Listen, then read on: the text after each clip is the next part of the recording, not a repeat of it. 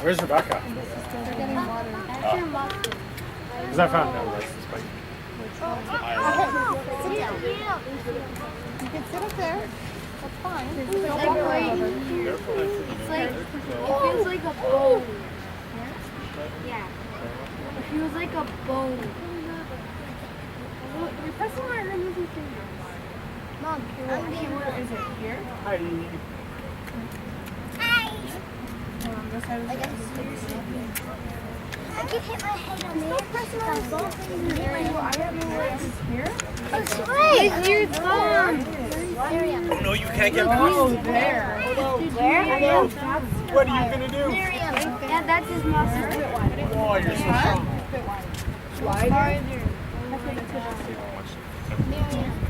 What? That's his muscle, not a bone. Or I could fall on you.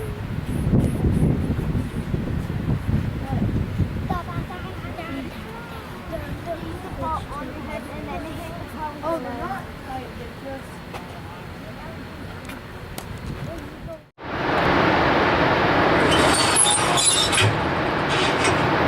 Hello, everyone! On behalf of the Bureau of Reclamation and the Bonneville Power Administration, welcome to Grand Coulee Dam, truly one of the wonders of the modern world. Please find a seat and prepare to experience something amazing. Our show will begin in just a few minutes.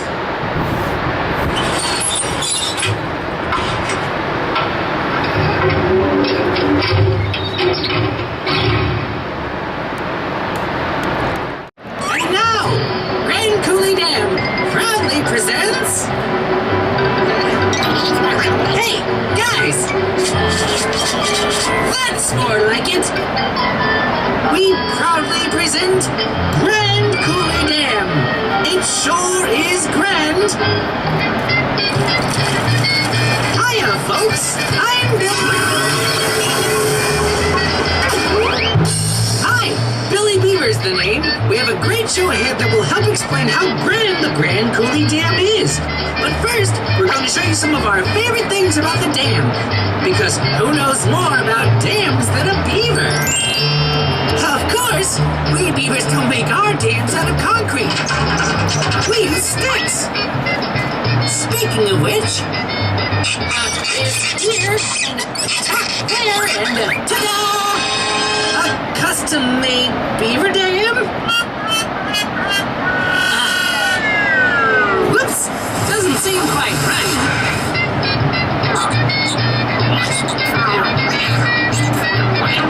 But do you know why Grand Coulee Dam is even here?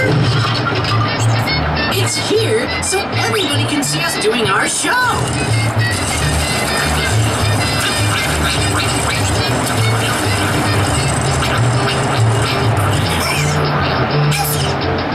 But the dam has other uses too. The water in Lake Roosevelt is used to grow food.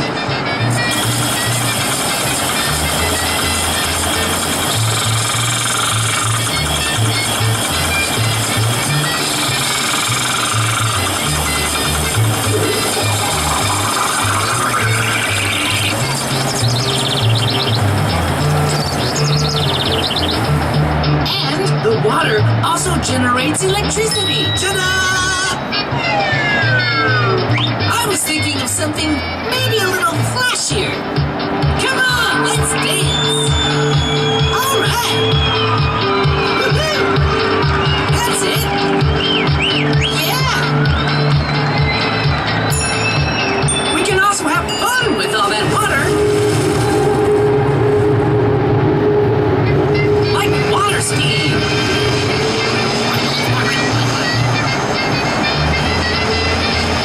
And fishing. Uh-oh. And, paddle boating.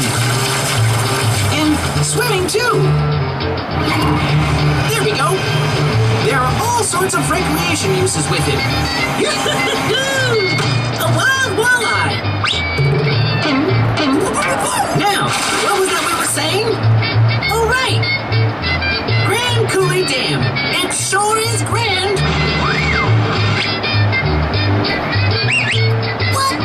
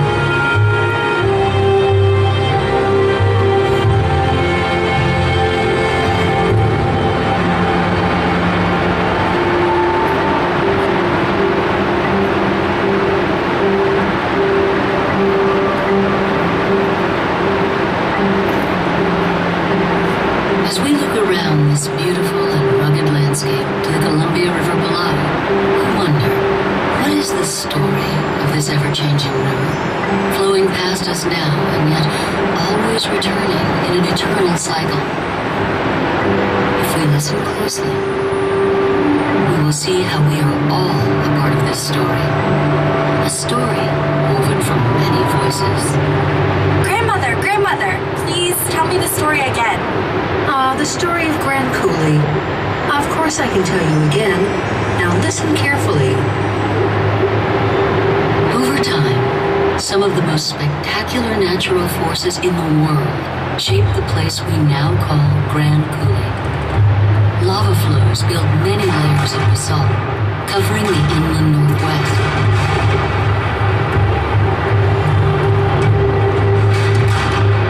Several ice ages come and go. With warming, a number of lakes form and burst through ice dams, which then reform with each cooling cycle.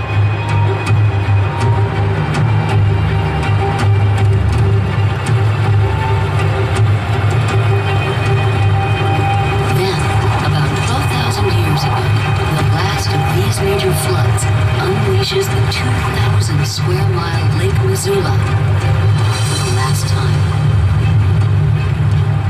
A massive flow of water races down the Columbia River, shaping Grand Coulee as we see it today.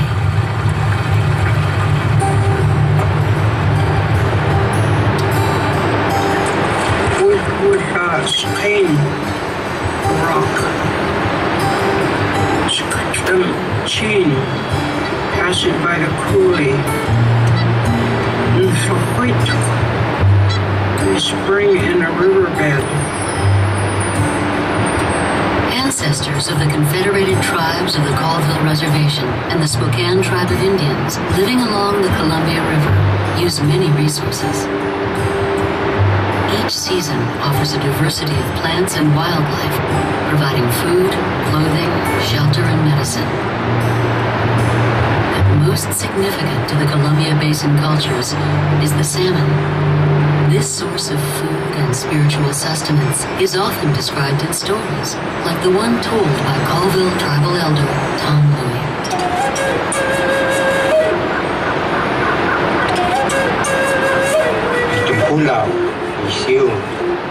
It's not you. That was my Indian name. My white given name is Tom Louis. We're known as the Snotty, the noisy water people, as they call us today, snipe people. Right up Kittle Falls. Kittle Falls was the gathering place for the people back when the animals were. Two-legged wasn't even heard of. Coyote, he was quite a trickster. He's the one that communicated with the Great Spirit. He would communicate with Coyote, and Coyote would come down and he would share what was going to happen. While Coyote was communicating with the Great Spirit, that one day, the Great Spirit said, "There's going to be two-leggeds walking among you. You're going to have to find out how you can take care of them. All we have in this river is just water. The three sisters way down there at Sligo, they've got all the salmon. And the three sisters were seagull, kingfish, and snipe. That was the three sisters that held the salmon captive. And we need somebody to go down there and free them salmon. We have to be very careful. We have to have some good power. The three sisters down there kill them. He said, "I'll go." We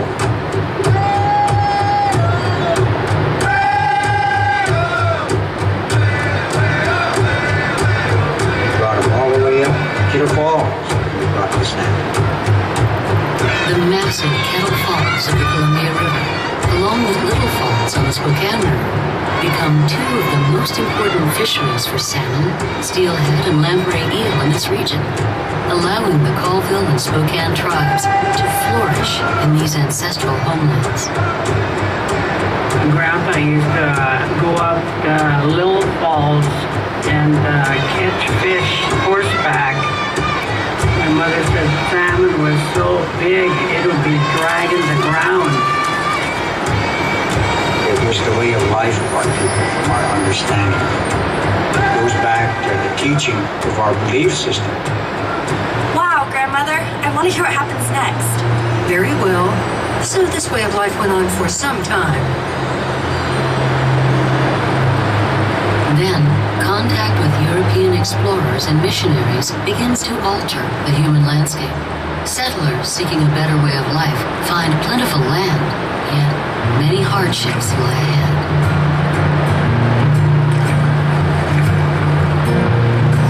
My two great uncles were the first of four brothers who would come here in 1882.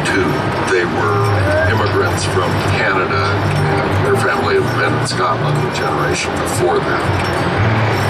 Archie would write, I took up 160 acres of land. Of course, I am not a deed yet, but I am a Yankee all the same. Well, the Yankee chose land over by Grand Coulee, which again looked quite lush and green in the spring, but severe later in the year. That endeavor failed. The McGregors ended up in the sheep business. You can work in the sheep business exchanging your labor for a third of the lamb that would be produced, and it was a place for people to make a start.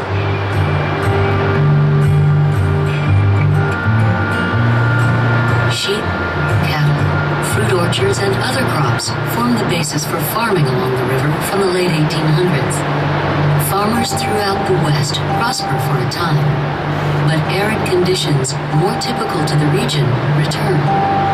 Congress and President Teddy Roosevelt fear that economic development in the arid West will languish without sustainable water supplies, and the Bureau of Reclamation is created in 1902. Reclamation's role becomes even more critical after the stock market crash of 1929 and then the Dust Bowl of the 1930s. The effects of the Great Depression uproot thousands.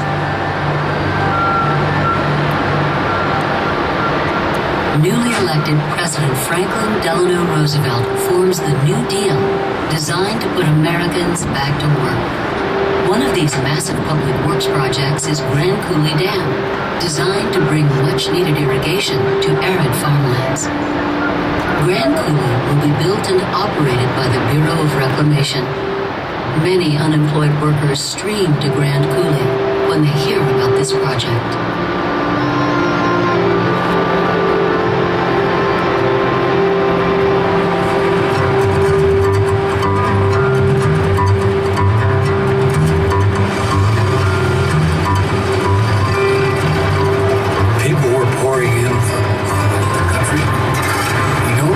Today, what a real depression is like when 25% of the people are out of work and people are virtually starving. The Dust Bowl was on and people were coming out of the Midwest with virtually nothing but their clothes on their back. It was a desperate time, and Roosevelt saw that as an opportunity to put men to work. I have just visited much of the work that the national government is doing to stop soil erosion, to save our forests, to prevent floods, to produce electric power for more general use, and to give people a chance to move from poor land to better land by irrigating thousands of acres that need only water to provide an opportunity to make a good living. I went to work at Grand Coulee Dam in 1936 as physical labor at 50 cents an hour. Within about a year, I had garnered enough experience to become a cement finisher at $1.20 an hour. 6 of us lived in a tent. We had a little pot-belly stove in the middle of this tent. In the morning when we'd wake up, the water would be frozen in the water pail. At the height of construction, there were 10,000 people working up there. The dam employed pipe fitters, electricians, carpenters, steel fitters, you name it. It was required to build the project.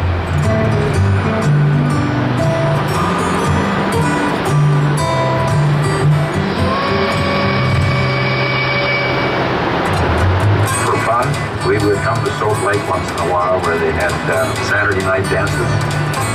I went with a girl over there for 3 years. The job was good fun, really. Good, just all in all, it was a good experience. Something like 14 towns were scattered around the Grand Coulee Dam area. During bad weather, the famous B Street in Grand Coulee was so bad that a man with horses stood by to pull cars that got stuck out of the mud.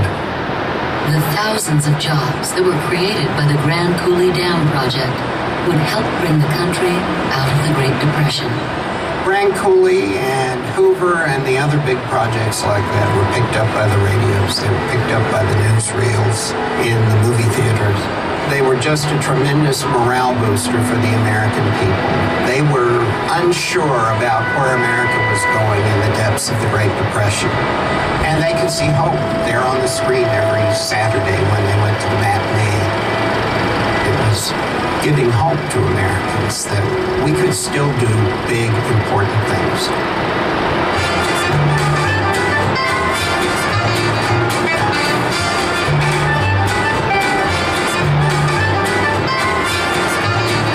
The tremendous Columbia River, flowing 1,200 miles from its headwaters in British Columbia and draining into the Pacific Ocean, is one of the Earth's most powerful river systems.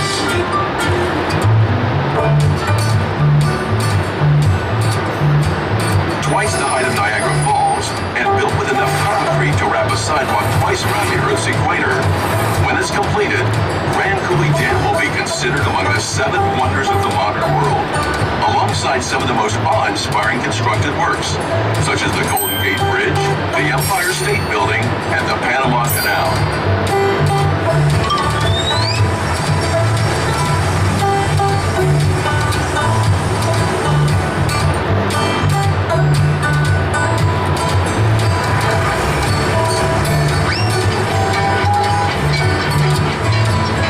Once the 550-foot structure is built, hydropower can be created. Water controlled by the dam rains down tubes called penstocks into rotating turbines. The sheer force of gravity allows the rushing water to turn the blades of the turbines, which in turn rotate a shaft and electromagnet called a rotor. This whirring rotor sits in a copper ring, causing the dynamic electrons in the copper to produce electricity, enough to power 2.3 million households. Truly a renewable resource, the water is released back into the river and can be used again to create more hydropower at the 10 other dams downstream on the Columbia. Grand Coulee Dam, proof of human ingenuity.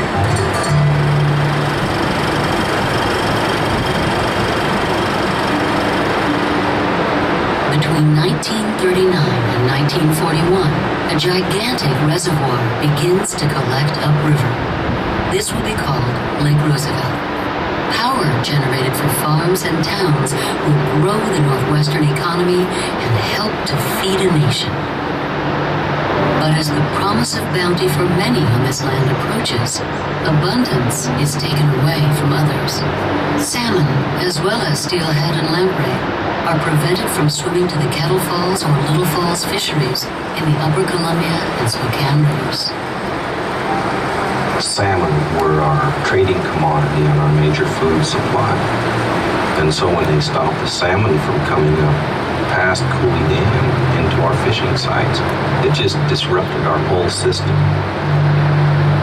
Homes and livelihoods and 56,000 acres of land are inundated prior to the dam's completion. And they were getting rid of everything along the shore, all the way up from Coulee Dam here up to Little Falls. They moved all the houses, or tore them down. It was all covered. Just the way it was going to happen, I guess. The Colville and Spokane tribes, mourning the loss of this source of vitality, natural balance, and great cultural significance, gather in 1939 at Kettle Falls in the first Ceremony of Tears.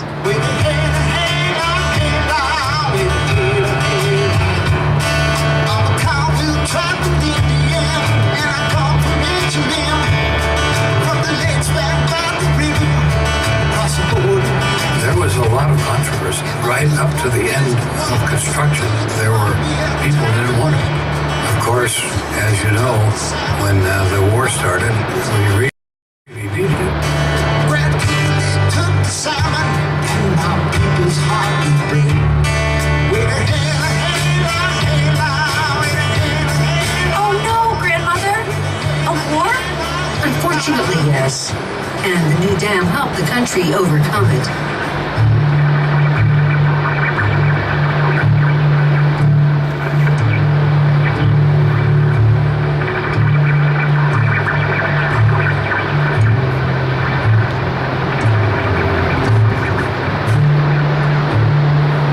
Even though the dam created hardship for many who lived here and drew criticism from all likes of American citizens, it was unexpectedly about to show its importance when the country entered World War II.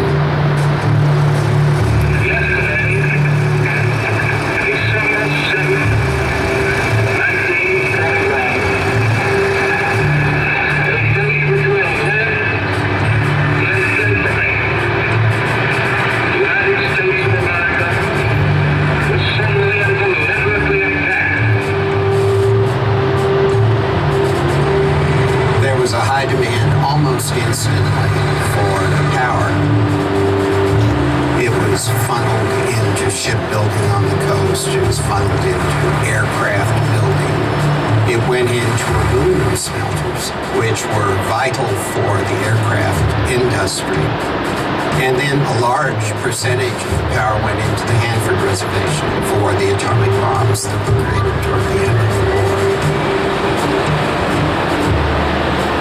The Bonneville Power Administration, authorized in 1937, allows for the maintenance, transmission, and sale of power created at Grand Coulee and other federal dams in the Columbia River system. If not for Grand Coulee Dam, the Northwest would need 15 coal-fired plants or 6 nuclear plants to equal the hydropower that will be produced here. In 1950, President Harry Truman speaks at the dedication of Grand Coulee Dam. This visit strengthens his resolve to promote further development of the river, providing flood control at times of unpredictably high runoff, as well as enhancing water storage and hydropower. This is a great occasion. We've come here to dedicate Grand Coulee Dam, one of the mightiest structures man has ever built. With this dam, man's ingenuity and perseverance have dramatically transformed the energy of a mighty river into a great new source of national strength. New jobs, new industry, new opportunities have been created. Grand Coulee Dam, with its tremendous power and irrigation benefits, is an instrument of our democracy, forged to contribute to a better life for ourselves and our children.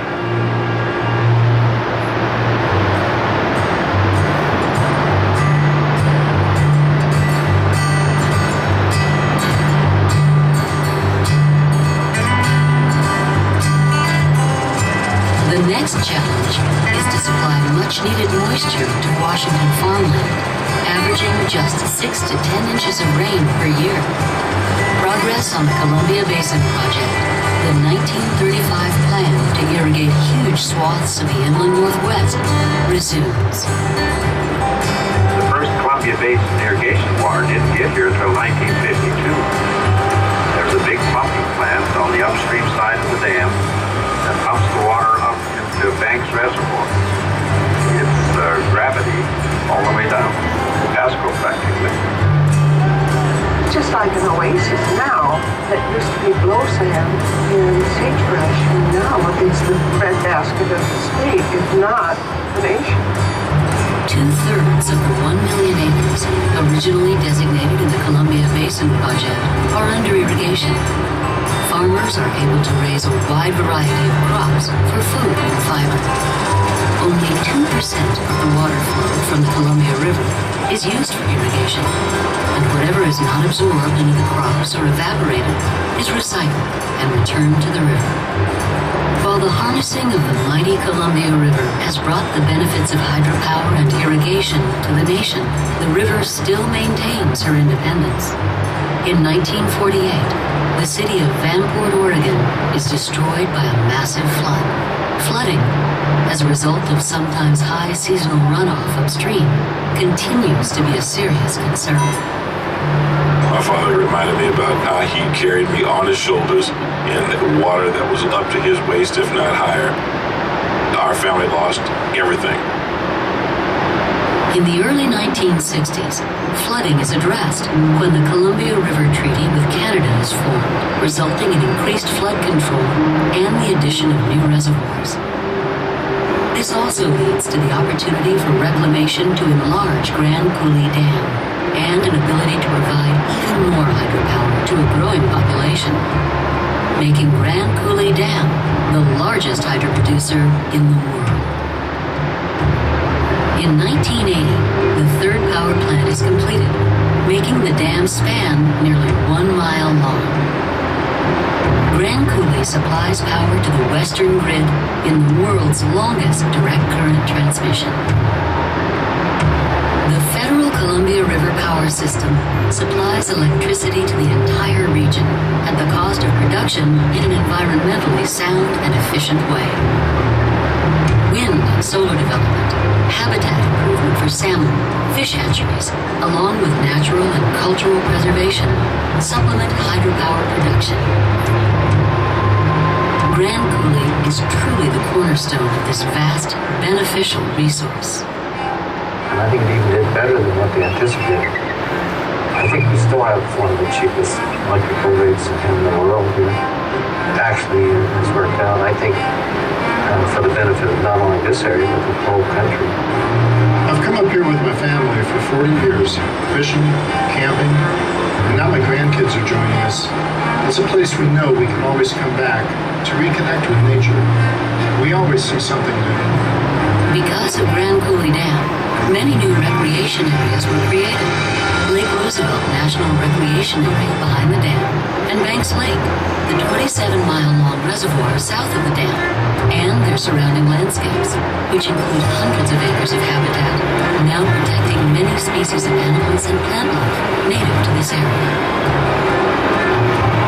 The addition of resident fish in the lakes and the many opportunities for recreation, solitude, and learning make this a special year-round destination, attracting over 1 million visitors to the area every year. The dams have created a different ecosystem than what was here, but the benefits of the dams have been great. I think one thing we have in common is that we want to protect the water, we want to protect the land. One of the first things that we had to do was learn our history. Where did we come from? You better find out where we come from. How did that dam get there? What did that dam cause? When you understand that, then you understand where you have to go. Life has changed a whole lot. When tribes can run their own reservation, take over their own future, there's a pride about that. We need to come together to discuss the future of the river, respectful of cultures, of history, and yet provide good stewardship for the future. Wow, grandmother. I can't believe our family was a part of this story. I can't wait to tell my grandchildren someday.